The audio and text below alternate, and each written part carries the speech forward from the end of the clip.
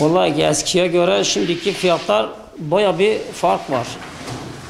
Eskiden aldığımız 10.85 TL'ydi, şimdi 140 liraya alıyoruz. Maya 45 liraydı, şimdi 110 TL'ye alıyoruz. Katkı maddeleri, ondan sonra poşet, gazeteye bile zam geldi. Yani 30 yıllık fırıncıyım. Şu dönem zorlandığımız kadar hiçbir zaman hatırlamıyorum. Bu kadar zorlandığımızı hatırlamıyorum. Yani yetkililerden isteğimiz şu, bir an önce şu duruma bir çare bulsunlar. Benim 2 tane fırınım vardı.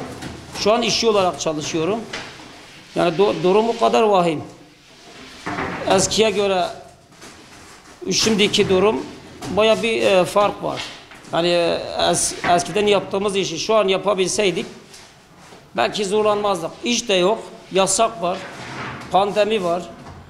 Artı her hafta gelen zamlarla birlikte esnaf şu an çok zor durumda, çok zorlanıyoruz. Kiradır, elektrik parasıdır, su parasıdır, bunlar çok zor durumda kalıyor esnaf. Bu durumda esnafın kazandığını zannetmiyorum. Zaten 2 gün yasak var, haftada 5 gün çalışıyoruz. Bu ayda ne eder? Ayda 20 gün.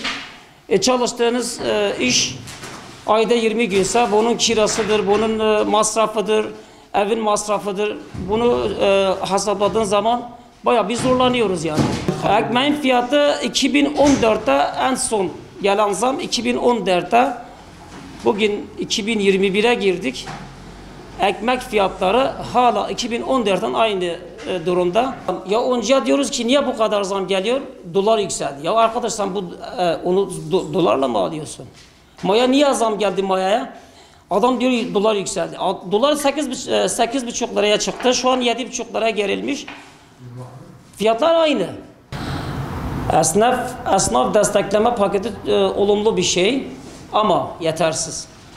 Yani her ay 500 lira ödeniyorsa her esnafa, bazı esnaflar var 2.000 lira, 3.000 lira kira ödeyen esnaflarımız var. Bu yarısını bile karşılamıyor.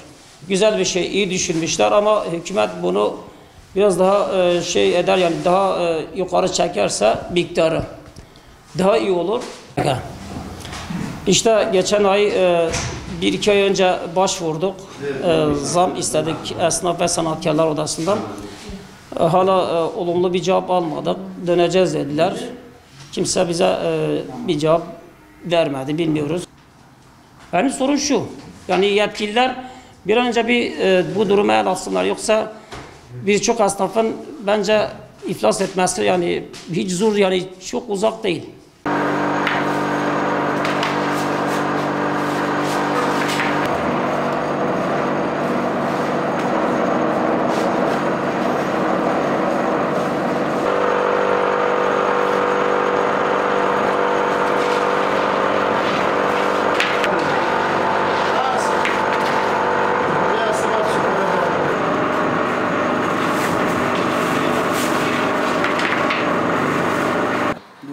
مالیت ابجام قرطانش ناکد مالیت آنی گل گران بیا و وینانه ها وینانه پیدات بینی لسال پنجی خرابه مالیت وینانی ایلو از 2 میلیون نیو بوال که مالیت وینانی سر 1,550,000 بدی پترش مالیت بیا وینانه ها از 2 میلیون گه ایلو مالیت وینانی سر 1 میلیون گره بجا ام فرنجی بوال بکن گل زور برو بدنه اور دم افنانه هم 2 میلیون گه نهوشی هم 2 میلیون گه اور مهنگ 850 کری ایرو اور هاتیه 150 145 155 دار مدکری 350 400 میلیون توناوه ایرو تونا داره اکری 600 میلیون پره کری از بیجا قار میکری 3 میلیون و نیو تا 4 میلیون تا ایسال کری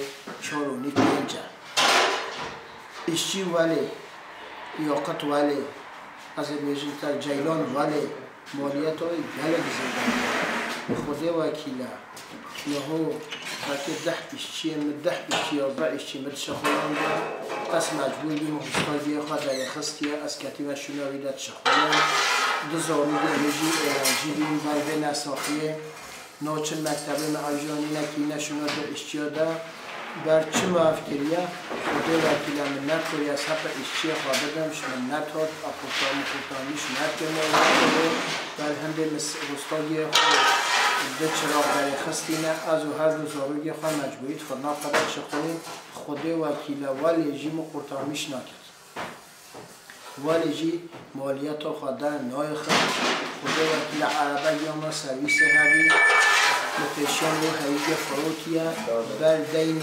اوری و دوره و کره و حق اشچی ها اف عربه فروتیه مبر وی دینی بر چه مدار مالیت هم مقرطامیش نکد از روزوری ضرار داری مجبوری باید اشتگی ها فروشید زام دا هندی ایلن ترکیه دا زام هاتیه زام بو شرنخ بلگسی تنی نهاتیه بو فرانچیه از وی سیجید کم سیجه او دا باشقانیه مدن او دا باشقانیه مه اکی جهاتی بیا کرهاتی بیا باور بکه امه ندوی حالی نبینه چما ایلن دینانه رو زامه سینه زامه دنوا چما یه من هستیم